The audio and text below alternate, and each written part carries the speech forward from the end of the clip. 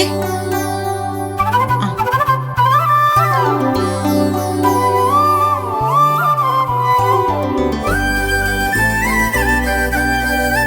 എന്താ അമ്മേ, എന്തിനാ എണ്ണ ബൗളിൽ ഒഴിച്ചെടുക്കുന്നത്? അതൊരാവശ്യമുണ്ട്. എന്താ ആവശ്യം? അതവിടെ നിക്കട്ടെ, ഞാനൊരു സംശയം ചോദിക്കട്ടെ. സംശയോ? എന്നോടോ? അതെന്താ? ഞാനൊരു സംശയം ചോദിച്ചാ അതിനുള്ള മറുപടി പറയാനുള്ള വിവരമൊന്നുമില്ലേ നിനക്ക്? ചോദിക്ക്, കൃത്യമായ മറുപടി തന്നിരിക്കും. പറ. ഞാൻ ഇവിടുത്തെ സ്റ്റെപ്പ് ഇറങ്ങി വരുമ്പോ ഒന്നും മറിഞ്ഞു വീണെന്ന് കരുതുക. അയ്യോ, മറിഞ്ഞു വീഴാനോ? നീ എന്തിനെങ്ങനെ ഞെട്ടുന്നേ? ഞാൻ വീണില്ലല്ലോ. അങ്ങനെ കരുതിയാ മാത്രം മതി. ശരി, കരുതി.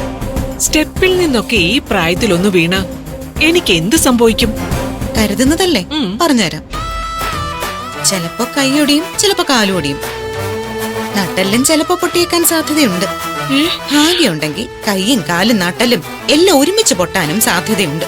പിന്നെ ഇതൊന്നും പോരാഞ്ഞിട്ട് തല ചെന്ന് നിലത്തിടിച്ച് തല പൊട്ടി അതും ഒരു പരുവാവും. സ്റ്റെപ്പ് ഇറങ്ങുമ്പോഴും കയറുമ്പോഴും ആരും ഹെൽമെറ്റ് ഒന്നും വെക്കാറില്ലല്ലോ, അതുകൊണ്ടാ. പിന്നെ പറയുന്നത് കൊണ്ട് വേറൊന്നും തോന്നരുത്. ആളെ തട്ടിപ്പോവാനോ അത് മതി. എന്റെ അമ്മോ, ഇത്രയ്ക്ക് ഞാൻ പ്രതീക്ഷിച്ചില്ല. എന്തായാലും തട്ടിപ്പോന്നൊക്കെ അവിടെ നിക്കട്ടെ. കയ്യും കാലും ഓടിയോ? അത് പിന്നെ ഉറപ്പല്ലേ. വയസ്സാം കാലത്ത് പടിക്കെട്ടിന്ന് തെന്നി മറിഞ്ഞങ്ങണം വീണാലേ പിന്നെ ഓടിയാതെ എവിടെ പോവാനാ? ശരി, അങ്ങനെ കൈയും കാലും ഒടിഞ്ഞു തന്നെ വെച്ചോ. എന്തു സംഭവിക്കും? ഒന്നും സംഭവിക്കാനില്ല. എടുത്ത് ഏതെങ്കിലും മുറിയിൽ കൊണ്ടിടും. 100 കണക്കിന് പ്രശ്നങ്ങളുടെ പിന്നാലെ ഓടുന്നതിനിടയിൽ എനിക്ക് നോക്കാനൊന്നും സമയം കിട്ടിയെന്ന് വരില്ല, പറഞ്ഞേക്കാം. ദേ, ഭക്ഷണമൊക്കെ അരികില് കൊണ്ടുവച്ചിട്ട് ഞാൻ എന്റെ കാര്യം നോക്കി അങ്ങ് പോവും.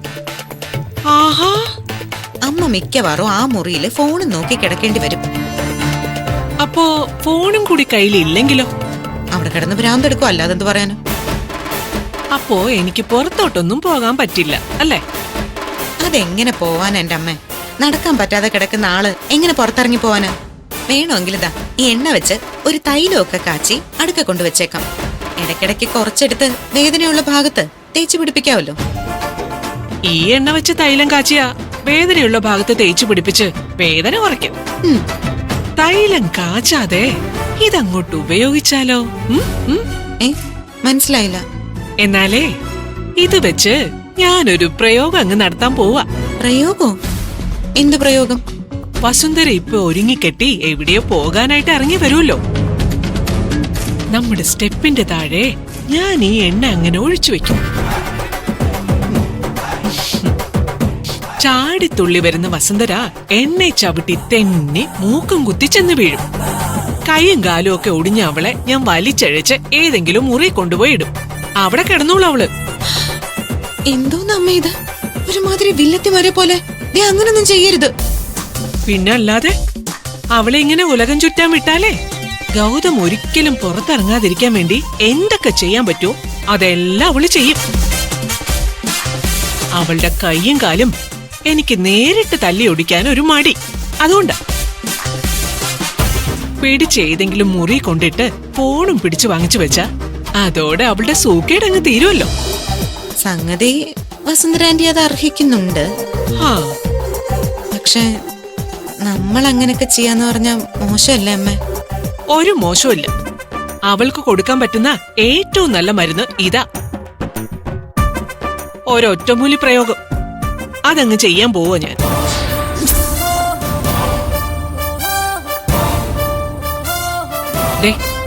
ഇത് നീ അങ്ങ് പിടിച്ചേ. വാ, എന്റെ കൂടെ വാ.